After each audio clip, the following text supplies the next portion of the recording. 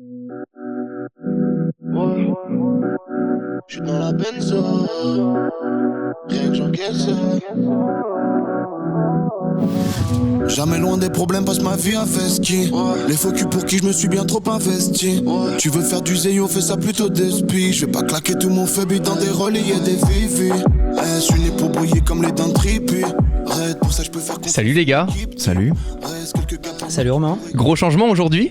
Ouais. Augustin a décidé de partir pour de nouvelles aventures. Donc on pourra peut-être le suivre sur d'autres plateformes d'ici peu. En attendant, on est ravis d'accueillir Léo. On est super content de pouvoir te proposer une place dans notre podcast. Bah, je suis très content d'être là. C'est peut-être un peu tôt pour le dire, mais pour l'instant, je suis content d'être là en tout cas. Écoute, pour le moment, Manuel, tu vas bien ? Je vais très bien, merci. Si les gens ne te connaissent pas, Léo, on a eu la chance de t'inviter dernièrement dans un podcast. Qui es-tu très rapidement pour que les gens mettent déjà un visage sur toi, puisque il n'y a pas de vidéo. Ouais, très rapidement. Moi, je parle de tech et j'essaie d'ouvrir des sujets dont on parle pas vraiment quand on parle de produits comme l'iPhone, des AirPods, etc. En général, on se concentre beaucoup plus sur les spécifications, etc. Moi, j'essaie d'apporter un petit peu de philo là-dedans et d'expliquer la communication des marques, etc. Voilà. Et en général, on n'est jamais d'accord. Entre Léo, Manuel et moi, c'est pas vrai. Et quand même, il y a beaucoup de sujets où Léo a un point de vue différent. Ou une façon différente d'approche. Mais ça, c'est juste pour faire chier. Hein. Léo, by design, il est différent parce que c'est son positionnement, en fait.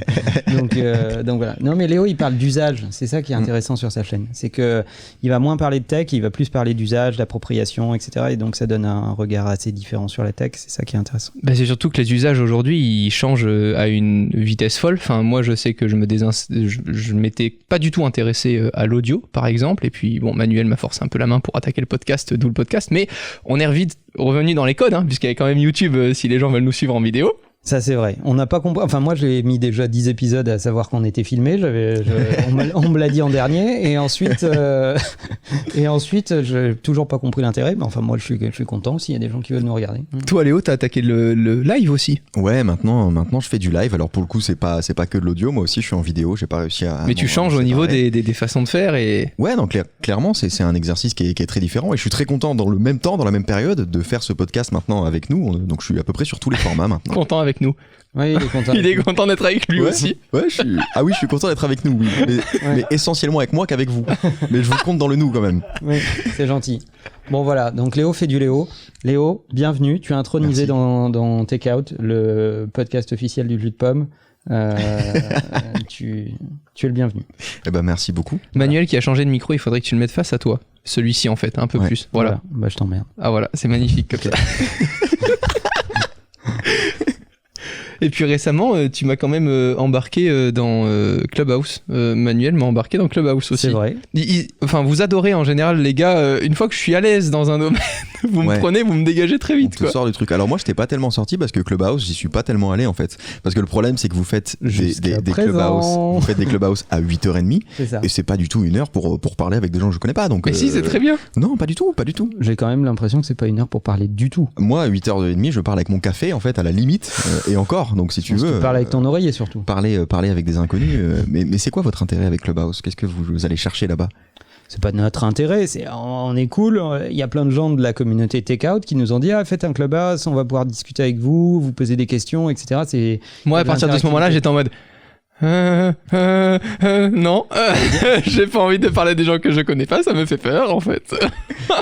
Romain était un peu en PLS. Ouais, il était un peu en PLS. Et puis attends, non mais c'est pas ça. C'est que il me dit de tester Clubhouse. Donc Clubhouse, c'est un réseau social qui est pour l'instant assez fermé, qui est accessible uniquement par invitation et qui vous donne accès à des pièces. Enfin, de moins en moins, parce que tout le monde a des invitations. Ouais. Mais avec Clubhouse, vous rentrez dans une pièce d'un appartement avec des gens qui discutent entre eux et puis si vous levez la main, vous pouvez être invité à participer à la conversation. C'est exactement ça à l'ère du numérique. Emmanuel m'a dit teste Clubhouse. Donc moi je me connecte à Clubhouse et je me connecte à une room où il était.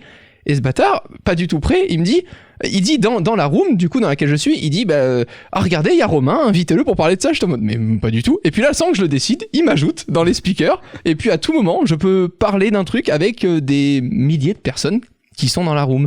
Ouais. C'est un pouvoir assez fou parce que c'est vrai que ça donne du coup le droit beaucoup plus facilement, je trouve, à l'accès aux gens auxquels tu n'as pas accès facilement quoi. Enfin on a vu Xavier Niel. Oui je sais, je me suis emmêlé les pinceaux. Le droit à l'accès de quoi. Il y a Xavier Niel qui était dessus. Il y a enfin tu vois il y a plein de personnalités Ce que tu veux dire, c'est que ça a un côté un peu intrusif, en fait. Et sincèrement, quelque part, c'est intéressant parce que ça arrive pile pour la On n'est bonne pas période. habitué, nous, on n'a pas eu la radio. Hein. Enfin, moi, j'ai pas grandi avec la radio, quoi. Non, mais je parle à des youtubeurs, c'est-à-dire les mecs qui font du contenu bien monté, bien calibré, qui détestent le live, quoi, en gros. Ah, moi, je suis, mais vraiment, je déteste le live, effectivement. Bah, pour le coup, moi, plus du tout. Mais, De moins en moins. Ouais, de moins en moins. Maintenant, Parce que je trouve tu ça twitches cool, à je trouve mort. ça cool. Parce que je twitch. Mais je trouve ça intéressant. Il veut m'y amener, d'ailleurs. Bah, je sais, voilà, je sais. évidemment. Mais je trouve intéressant le succès de Clubhouse parce que je pense que c'est le meilleur exemple pour rentrer dans le sujet un peu de ce podcast, messieurs, du pouvoir de l'audio. Le mec prend le pouvoir. Il est arrivé Oui. depuis Bah oui. à peine un épisode, il est à un Ouais, dixième tout à fait. d'épisode, il prend le pouvoir. Bah, c'est mon podcast en fait. On va pas du tout parler d'audio d'ailleurs. On va parler de ma chaîne Twitch. Donc, tous les mercredis à 21h.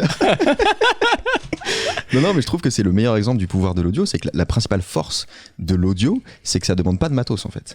Alors que dès qu'on commence à faire de la vidéo, c'est déjà un peu plus compliqué. Ça demande du savoir, de Pardon l'organisation. Pardon, tu peux nous parler de ton setup audio? Non, mais d'accord. Mais sur Clubhouse, je suis pas sûr que tout le monde ait ce setup-là. Ah si non, tu veux. on a notre téléphone Clubhouse, à côté de suffit l'oreiller et tu peux parler, quoi. C'est Voilà. exactement Voilà, ça. Voilà, je pense que c'est ça C'est low-tech, l'audio. Je suis le plus d'accord avec toi. important. Et ce qui est intéressant avec Clubhouse, c'est que ça arrive pile pour la bonne époque parce que tout le monde a envie de parler en fait. Tout le monde s'emmerde chez soi, quoi. Oui, et puis dès que tu vois un invité, tu as envie de donner toi ta vision des choses, etc. Donc je pense que Clubhouse répond à ce besoin, c'est-à-dire que tu peux voir n'importe quelle personnalité discuter et lever la main et à tout moment tu peux être pris. Je trouve surtout que les gens qui n'ont rien à dire ont envie de parler. Oui, bah aussi. Aussi. Mais c'est quand même majoritaire. Bah Enfin, regarde, on fait bien un ça, podcast. on en fait partie, mais on n'oblige pas les gens à nous écouter. Mais la différence, et ce dont j'avais peur, c'est de retrouver ces personnes qui ont une facilité de critique, etc., alors qu'ils font rien de leur vie, arriver dans le Clubhouse et commencer à te dire « Ah bah là, t'as tort, là, je t'emmerde, là, machin ». Et en fait, tu t'aperçois que le pouvoir de l'audio implique de grandes responsabilités, est beaucoup plus difficile à manier que l'écrit avec les commentaires YouTube ou autre, parce que j'avais cette appréhension de YouTubeur, etc., quand tu vois des tweets, des machins, nique ta mère, tes machins, bah là, Clubhouse, il y a personne qui te le dit, Ah bah non, là, personne tu peux n'ose pas. te le dire en audio. Non, c'est vrai. Et puis, on ne voit pas les fautes d'orthographe à l'audio. Ça, Ça, sauf avec moi, C'est vrai. parce Toi, que non, mais pas toi, tout le monde... Toi, tu parles une autre langue, Romain. Non, mais c'est vrai que il faut porter tes couilles en fait quand t'es en audio. C'est un peu ça. C'est comme si t'étais au téléphone avec quelqu'un devant 500 personnes. Donc Mais c'est finalement, la radio, ça a été le premier média avant la télévision. Et puis les gens qui faisaient de la radio, en live, ils étaient écoutés. Au fur et à mesure, la vidéo a pris un pouvoir énorme. Tout le monde voulait faire de la vidéo partout, avec un téléphone, en live, sur toutes les plateformes. Et aujourd'hui, tu reviens à un truc où tu te dis, finalement, l'audio, c'est pas si mal parce que dans les transports en commun, j'ai pas besoin de suivre. Quand je suis sur la route, je suis pas déconcentré et j'ai commencé, très honnêtement, malgré le fait qu'on fasse beaucoup de podcasts et tout ça. T'as d'ailleurs, pardon de te couper, mais t'as spoté des gens en Tesla en train d'écouter le podcast. Ouais, ça Grâce c'est à assez l'écran. marrant. Ouais. Bise à Neoxy qui a filmé la dernière fois un petit moment quand il était en autopilote avec Tesla et qui était en train d'écouter Take Out. Donc c'est très très marrant et on touche une cible totalement différente. C'est ça aussi qui est intéressant en allant sur ces différents réseaux sociaux au fur et à mesure.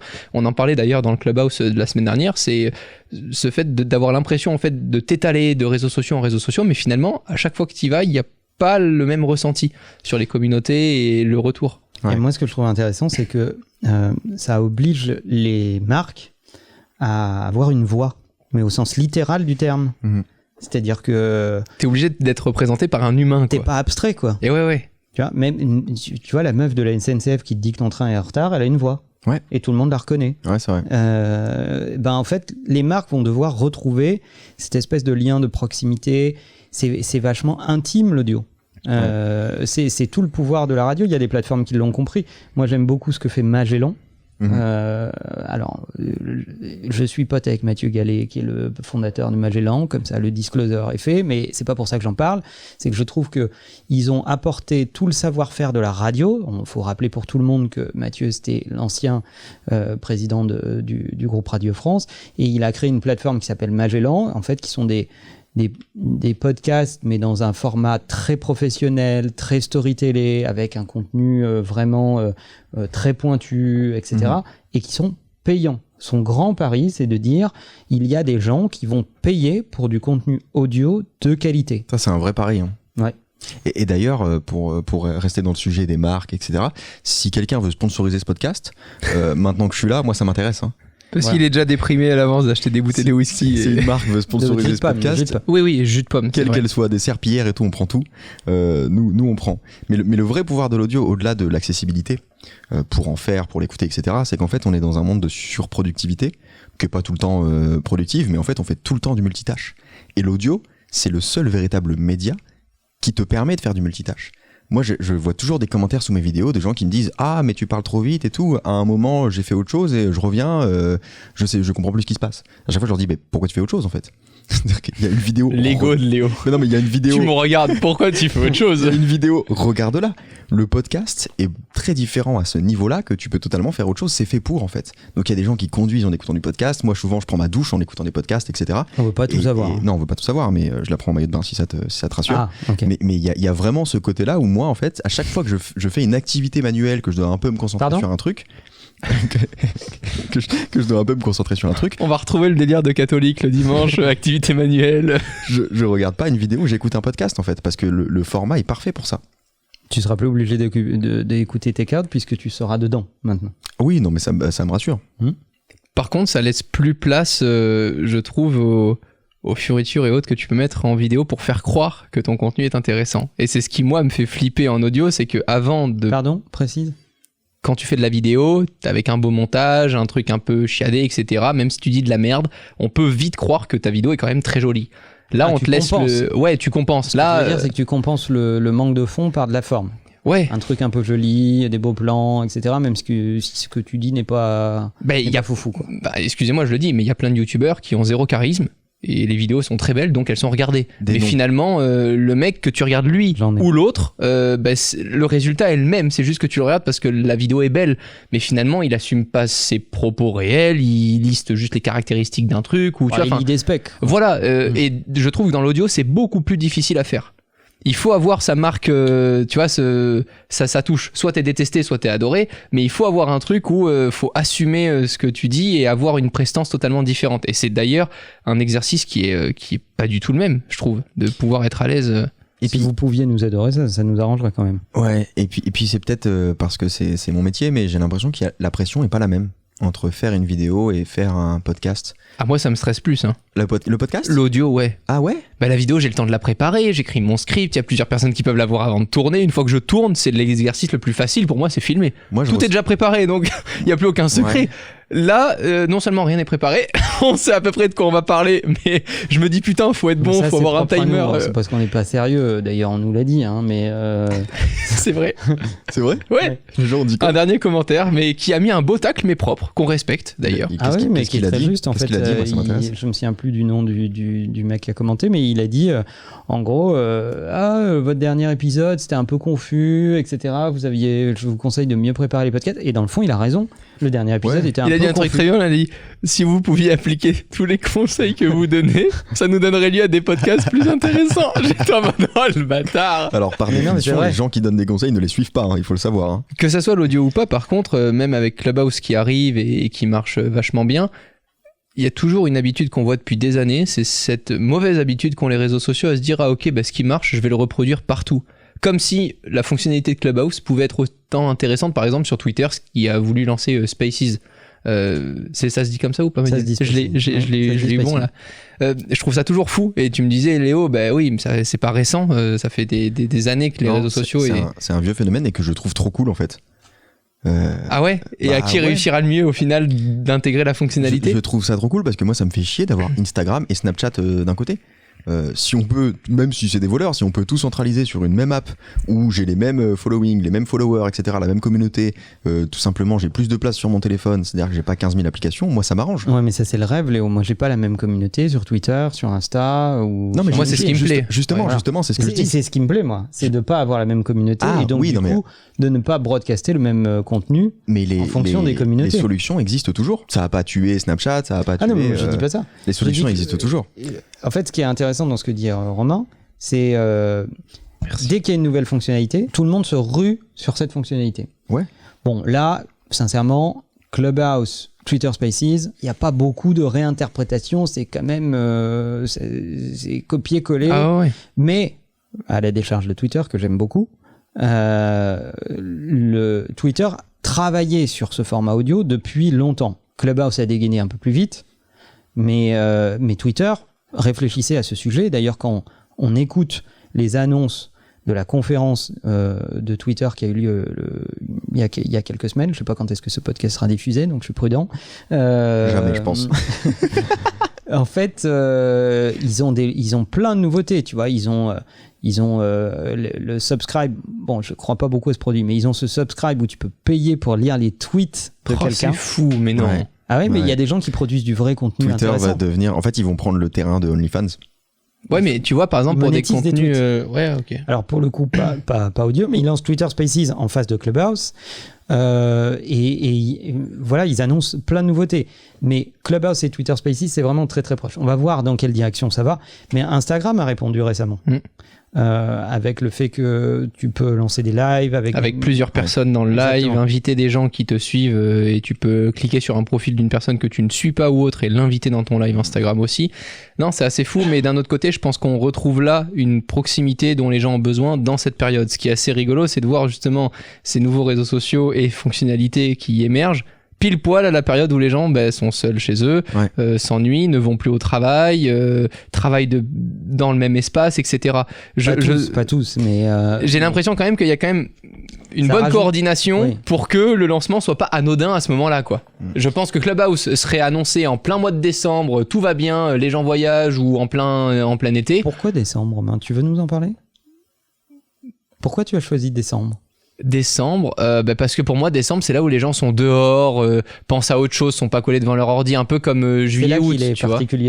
Mais tu sors qu'en décembre toi personnellement, ou il y a d'autres mois Alors en général je prends peut-être 5-6 jours de pause en décembre, et puis 10 jours max en été, mais je fais juste d'autres choses, je travaille quand même mais je fais d'autres choses. Moi c'est marrant parce que je prends 5-6 jours où je travaille en décembre.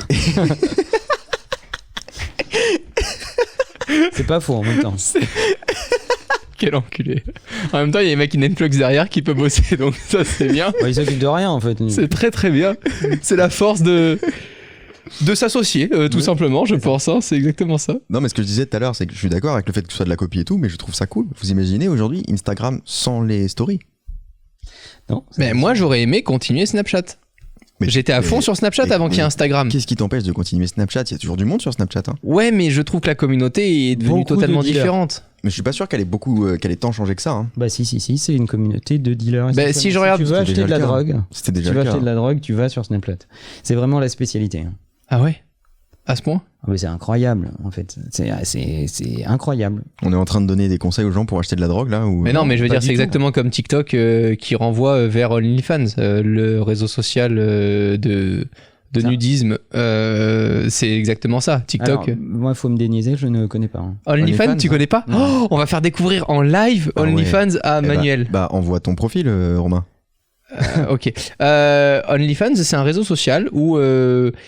tu peux demander à ta communauté de payer certains montants pour avoir accès à certains contenus.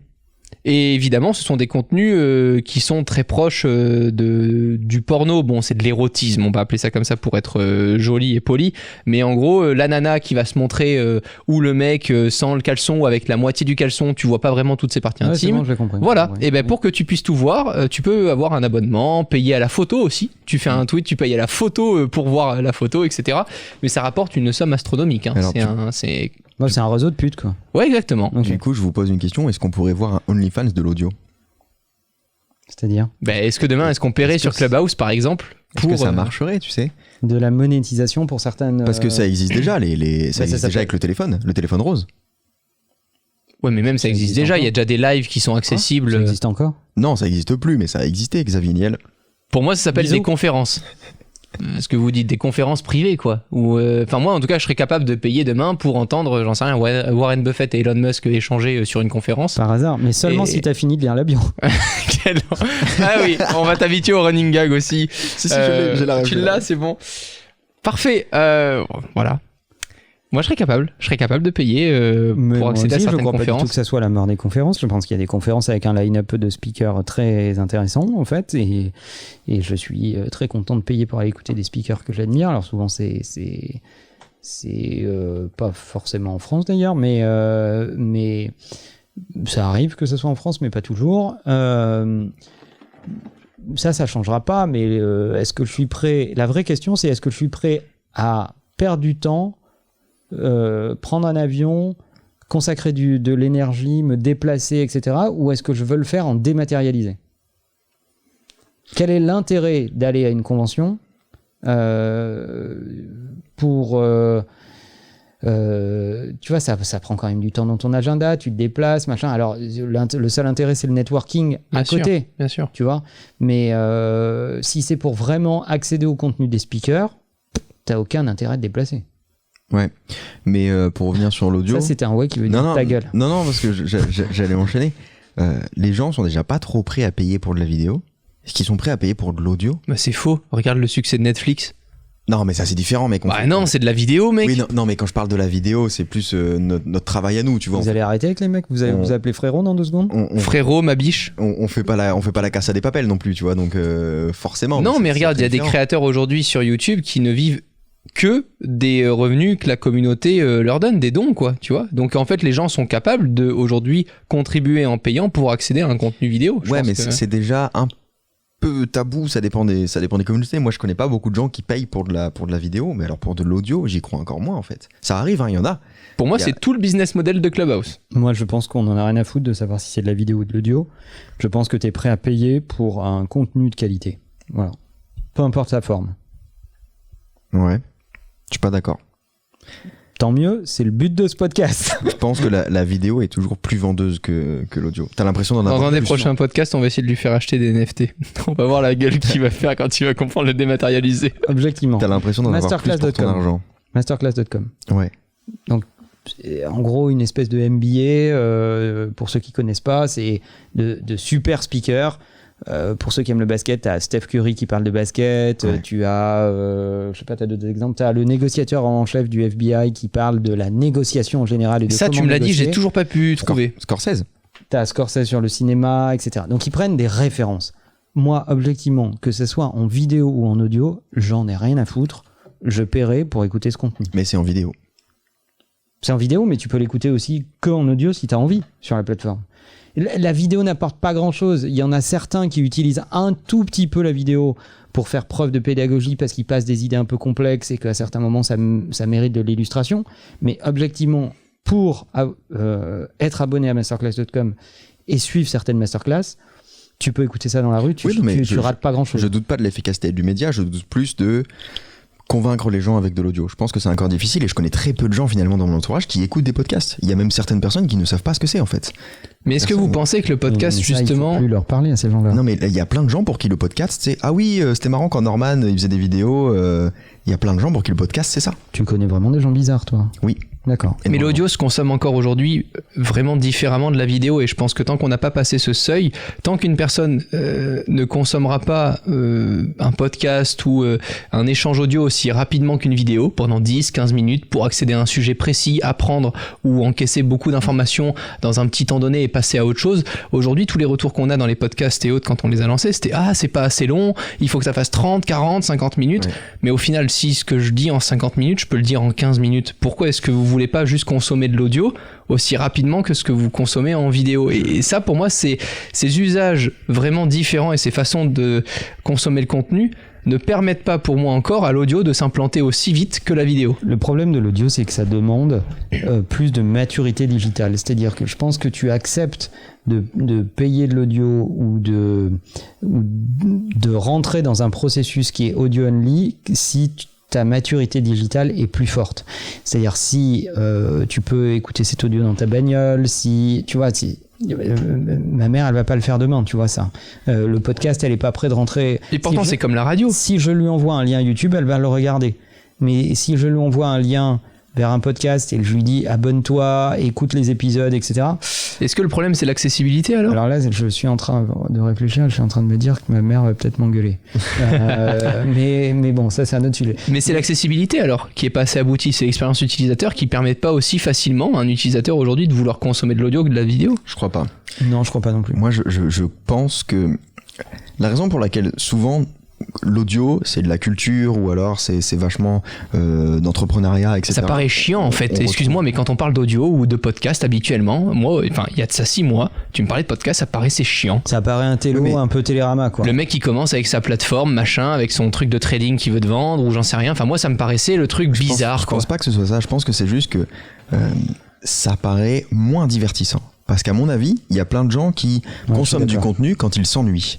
Et en fait, quand tu t'ennuies, juste écouter quelque chose, ça te divertit pas assez. Il y a pas d'image, tu peux pas te caler devant quelque chose qui bouge, etc. C'est pas assez concon. Alors que non, mais c'est pas ça. Mais si tu fais rien de base, juste écouter du son, tu vas te dire mais qu'est-ce que je fais pendant ce temps-là, tu vois. Alors que quand tu te poses devant une vidéo ou devant Netflix, tu te poses devant Netflix. Je pense que je suis d'accord avec Léo. Et en plus, ça ouvre à moins de critiques. C'est-à-dire que l'audio, t'es obligé de te concentrer, d'écouter le propos, d'analyser le propos et d'avoir un avis. Donc tu processes l'information.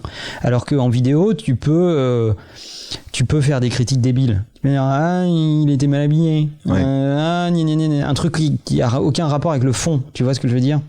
D'accord. Tu te concentres plus sur la forme, vous pensez que... Et puis je pense que le format audio et le podcast en général, c'est vraiment un format pour quand tu fais déjà quelque chose, quand t'es déjà occupé en fait. Alors que moi vraiment quand je m'ennuie absolument, je m'écoute pas un podcast. Je vais aller regarder un truc parce que je me dis je peux regarder une vidéo. Est-ce que tu aimes t'ennuyer, Léo? J'adore l'ennui. Mais l'ennui, première source de créativité. C'est vrai. On en a pas parlé, mais il y a un format qui marche très bien en audio, c'est le livre audio. Je pense que c'est le format qui marche le mieux en audio. Vous pensez que c'est la solution pour que je finisse mes bios Ah bah c'est sûr, c'est certain. Toi, t'es typiquement la cible du livre audio. Ah oui, je pense que ça va t'aider à accélérer, oui, ça c'est sûr. Tu le laisses tourner pendant que tu dors demain. J'ai passé les 50% de la bio d'Elon Musk. Non mais c'est bien, mais le problème c'est que ça fait plus d'1 an que t'es dessus. C'est ça le problème. Je le partage parce que les gens qui nous écoutent à chaque podcast, ils ont une petite update. Ça augmente, t'étais à 49% il y a 3 semaines 46 je crois, ouais. Ah pas mal. Pas mal. Merci. À la fin de l'année, tu pourras commencer un nouveau livre. Du coup, quand est-ce que tu lances ton podcast, toi, Léo? J'y suis là. Bienvenue, vous êtes mes invités d'ailleurs, je vous ai pas prévenu. Quel connard. C'est chouette, je savais pas. Mais... Je sais pas, ce qui est intéressant avec le podcast, c'est que ça fait très amateur alors qu'en vrai c'est du travail.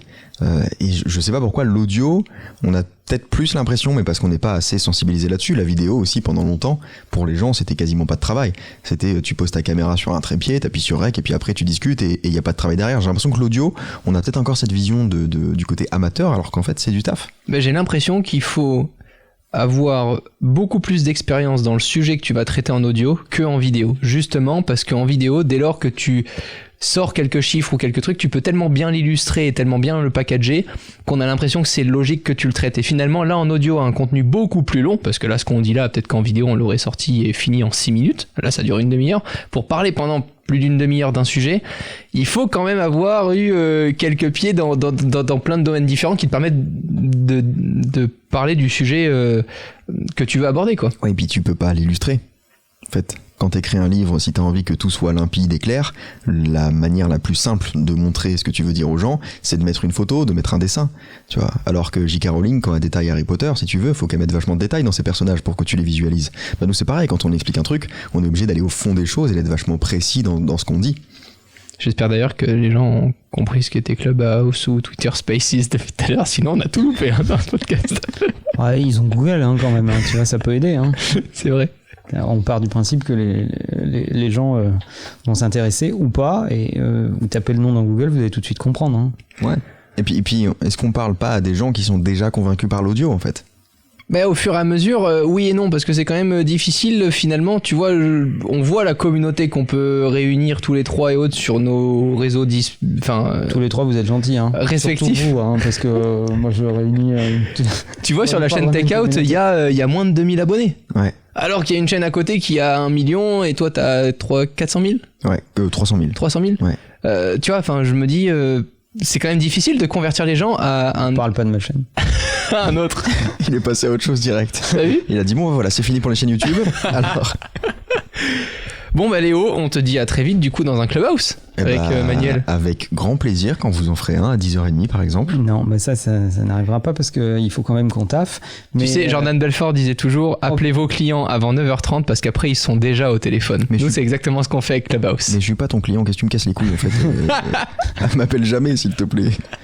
Et les Clubhouse, si vous voulez parler d'influence, de créateurs, de la relation avec les marques, etc., c'est le vendredi matin à 8h30 sur Clubhouse avec Romain. Et peut-être Léo, si jamais vraiment il a pas dormi. Mercredi 21h sur Twitch. À très vite les gars. Merci. Bye bye. À toutes. Salut. Jamais loin des problèmes parce que ma vie a fait ski. Les faux culs pour qui je me suis bien trop investi. Tu veux faire du zéyo, fais ça plutôt d'esprit. Je vais pas claquer tout mon feu dans des reliés et des vivis. Je suis né pour briller comme les dents de tripu. Arrête, pour ça je peux faire confiance à l'équipe.